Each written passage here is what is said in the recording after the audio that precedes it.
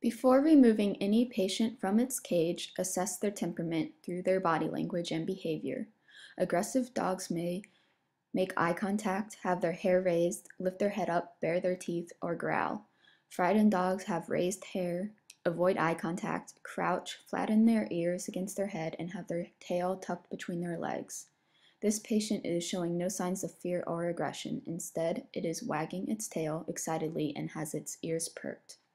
You do not have to approach a friendly dog as cautiously. However, there are still steps to take to ensure that the dog does not get loose. To open the cage, place a knee or leg in front of the door so that it cannot swing wide open. You can control how wide of an opening there is this way. Block the opening in the door with your body so that the dog cannot slip past you. You should have a leash ready with a loop that is about 2 times the size of the dog's head. Slip this loop over the patient's head and pull up as they exit the cage to tighten it around the patient's neck.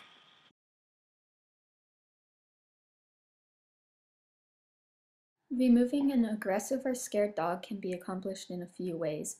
However, if the dog is acting scared, such as flattening their ears, avoiding eye contact, crouching, putting their tail between their legs, then sometimes these methods are unnecessary. First, try changing your posture by squatting. Do not stare at the dog. Speak softly and reassuringly. Some frightened dogs will approach you once they realize you are not a threat. If a dog continues to act frightened or aggressive, you may need to use a rabies tadpole. For smaller dogs, wearing gloves may help with removing them from elevated cages. Another option is for 2 people to put leashes on the same dog. That way the dog is stuck between the 2 and unable to reach either person.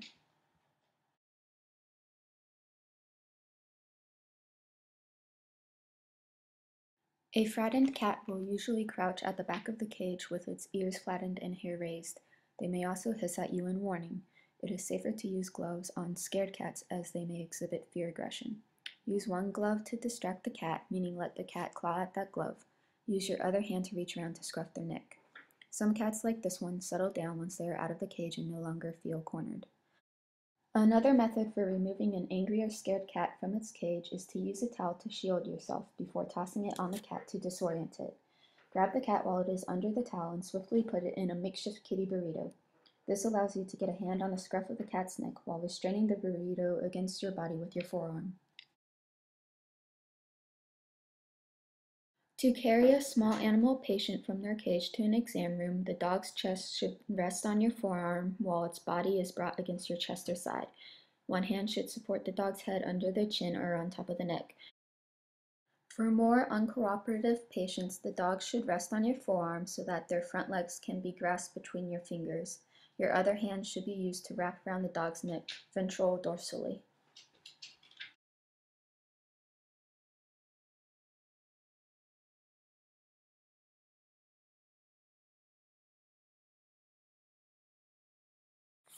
Before transporting a cat from a cage to an exam room, determine what route you will take.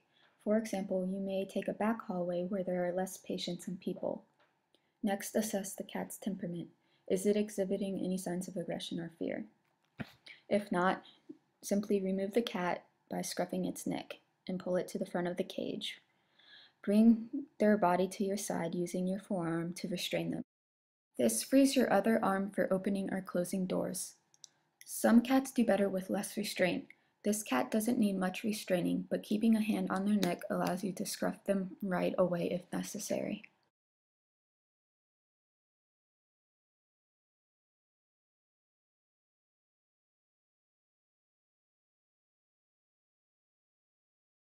To restrain a patient for examination, wrap one arm around the dog's neck, pressing its head to your shoulder. The other arm wraps under the dog's middle, allowing you to press the animal's body to you if they struggle. This also keeps them from sitting when taking their temperature. We use this hold for eye and ear examinations in my practice as well. However, an alternative is to place them in sternal recumbency, placing your arms parallel to the body and leaning over the dog to keep them from getting up, while using both hands to tilt the head upward for the vet to examine. To restrain a feline patient for examination, scruffing their neck is often enough. Using too much restraint can actually cause them to struggle. Starting off with the least amount of restraint and increasing it if necessary is the best.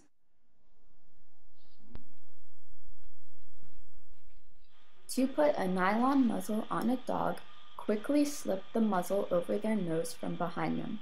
The smaller piece of fabric should be on top. Bring the two straps behind and underneath the ears and buckle them together. Pull on the one strap to tighten the muzzle in place. As a safety measure, make sure to re-loosen the buckle once the muzzle has been removed, because it is much easier to tighten the muzzle while it is on the patient than it is to loosen the straps. To muzzle a cat, you may have someone restrain the animal while you place a muzzle on the patient. Although I approach the patient from the front, it is safest to approach from behind. Pull the muzzle over the cat's mouth and bring the two tabs behind the ears as low and tight as possible.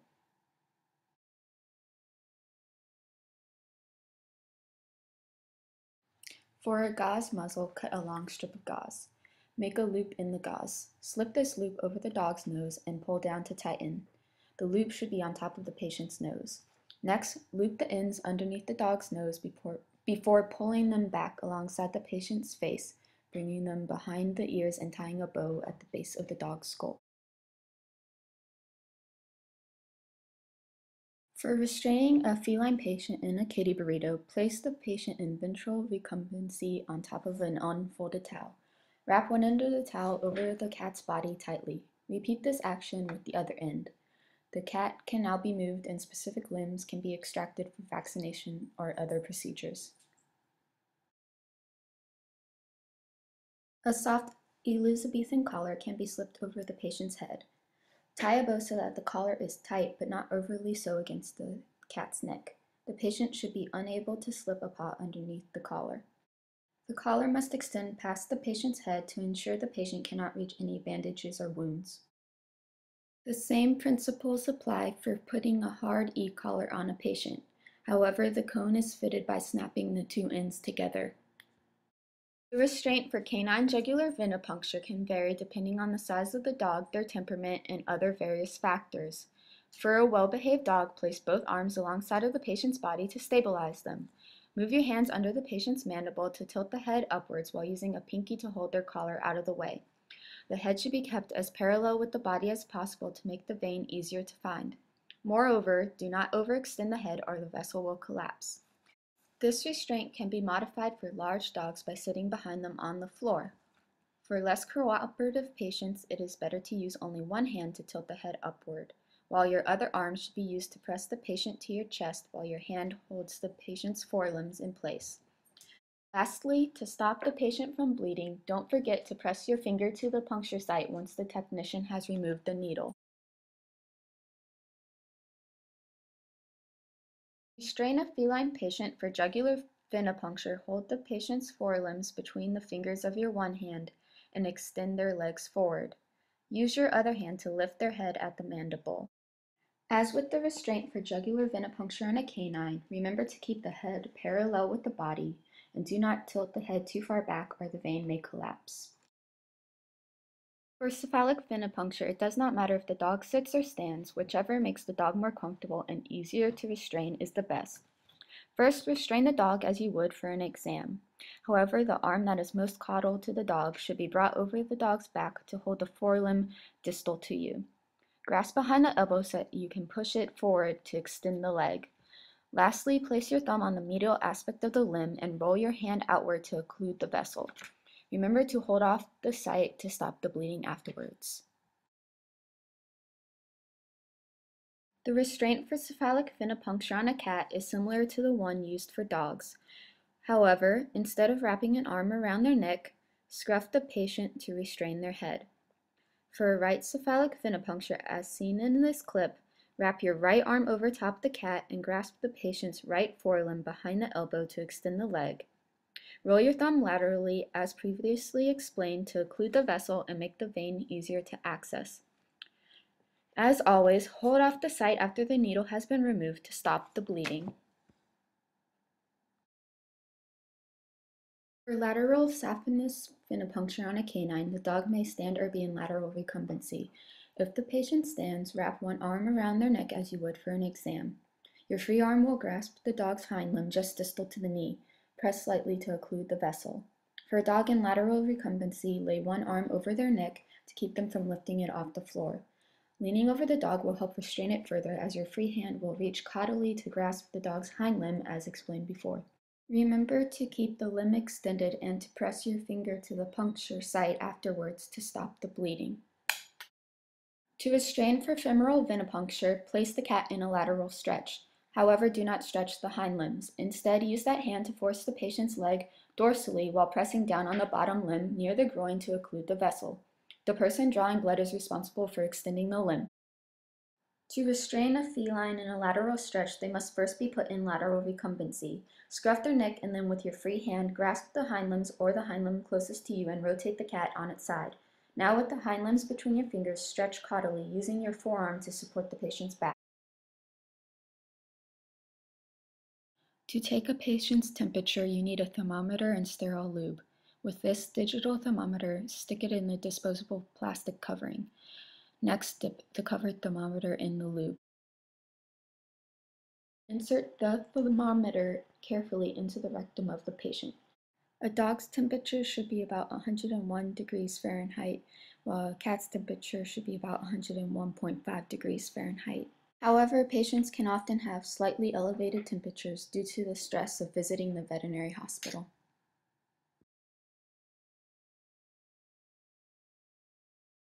The femoral artery is used to determine the pulse of a patient. Place your fingertips above the knee close to the hip joint on the medial aspect of the patient's hind limb. Count the number of pulses there are in 15 seconds and multiply by 4 to get the patient's pulse rate. A dog should have a pulse of about 95 beats per minute. A cat should have a pulse rate of about 130 beats per minute. If you cannot find the femoral pulse, you may also measure the heart rate by listening to the heart with a stethoscope. Count the number of heart sounds in 15 seconds and multiply by 4. The heart rate and pulse should be the same. If not, the patient may have some cardiovascular issues. To determine a patient's respiratory rate, allow the patient to calm down if possible. You may then watch the patient, feel the patient, or listen with a stethoscope to count the respiratory cycles, which occur in 15 seconds and multiply by 4. This is the respiratory rate. The respiratory rate for dogs is about 24 breaths per minute. For cats, it's 26 breaths per minute. Also take notice of the characteristics of the patient's respiration. Were his breaths irregular? Maybe you heard a wheezing noise, or the patient was panting heavily. Lift up the patient's lip to assess the membrane color. The mucous membrane should appear pink. Other coloration, such as white or blue, is an indication of certain health problems. To determine the capillary refill time of a patient, press your finger to the patient's gum and count how long it takes for the color to return. Capillary refill time can also be used for assessing the hydration status of a patient. Determining the gender of a canine patient is much easier than determining the gender of a feline. For felines, you must know the differences in the anogenital length and the shape of the genital opening. For canines, it is a male if it has testes. It is a neutered male when there are no testes but the sheath of the penis is still present. Determining whether a female is spayed or not is more difficult. This patient, however, was a neutered male. To perform a microchip scan, turn the scanner on. Pass the scanner up and down along the patient's back thoroughly.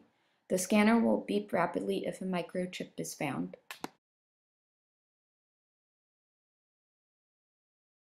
For administration of an oral pill or tablet to a patient, tilt their head back and pry open their jaw, keeping your fingers behind the canines. Place the pill as far back on the tongue as possible. Hold their muzzle shut until they swallow. Stroking your hand under their chin helps induce swallowing.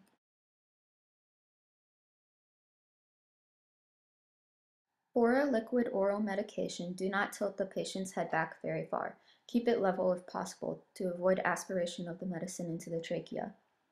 Press a syringe holding the medication to the corner of the patient's lips. You can usually force the syringe in between their jaws to squirt the liquid at the back of their mouth. For larger doses, you may have to make several small injections, allowing the patient time to breathe in between.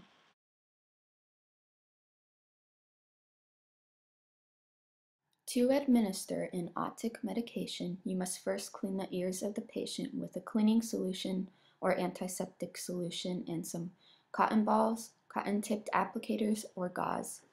Once the ear has been cleaned, gently grasp the patient's ear, or more specifically their pinna, to move it out of the way. Squeeze out the right amount of medicine into the ear canal, and then massage the base of the patient's ear to spread the medication around. For administering ophthalmic medication, hold open the patient's eyelids with your fingers. Squeeze out the correct number of drops onto the eye. Make sure the tip of the dispenser does not come in contact with the eye. For eye ointment, squeeze a small amount onto the eye near the eyelid so that when the patient blinks, the medication is spread over the cornea.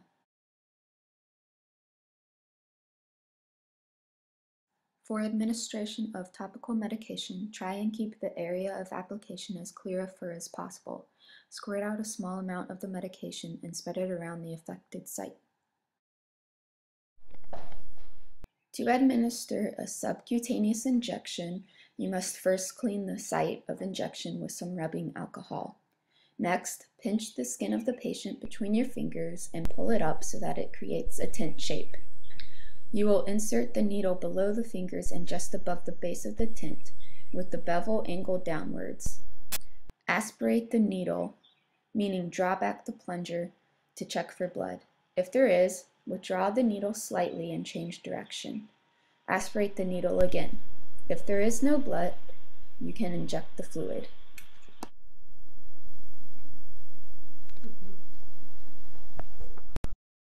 The procedure for an intradermal injection is similar to the one for a subcutaneous injection.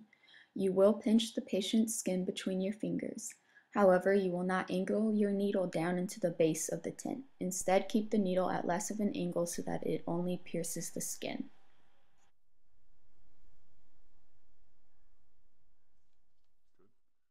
To express the anal glands of a patient, put on exam gloves and have paper towels or gauze ready. Dip your index finger into a container of sterile lube. Insert your finger gently into the rectum of the patient. The anal glands sit ventral to the anus. They are palpable at about 5 o'clock and 7 o'clock from the anus.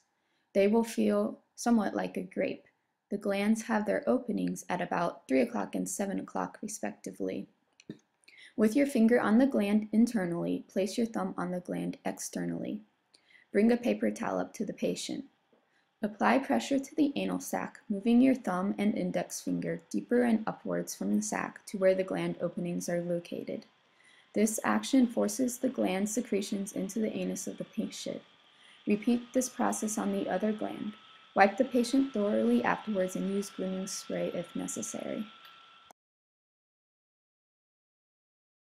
For clipping nails, you should have someone restrain the patient whenever possible.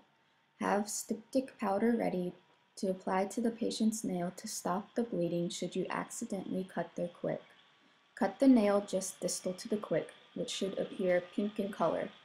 For darker nails where seeing the quick is difficult, cut small bits off the nail until you can see the beginning of the quick. It will look like a small white spot surrounded by the darker color of the nail. Make sure to check for any dew claws, as those need to be trimmed as well.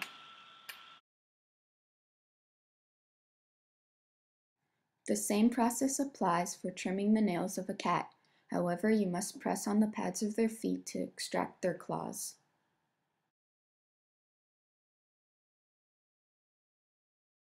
To clean a patient's ears, saturate a cotton ball or a piece of gauze in the cleaning solution and wipe out the ear.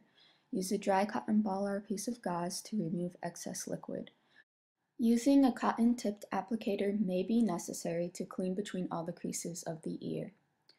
For particularly dirty ears, fill the ear canal with cleaning solution or antiseptic solution. Massage the base of the ear. Place a cotton ball into the opening of the ear and tilt the patient's head so that the fluid drains out of the ear canal into the cotton ball. Use a dry cotton ball to dry out the ear afterwards.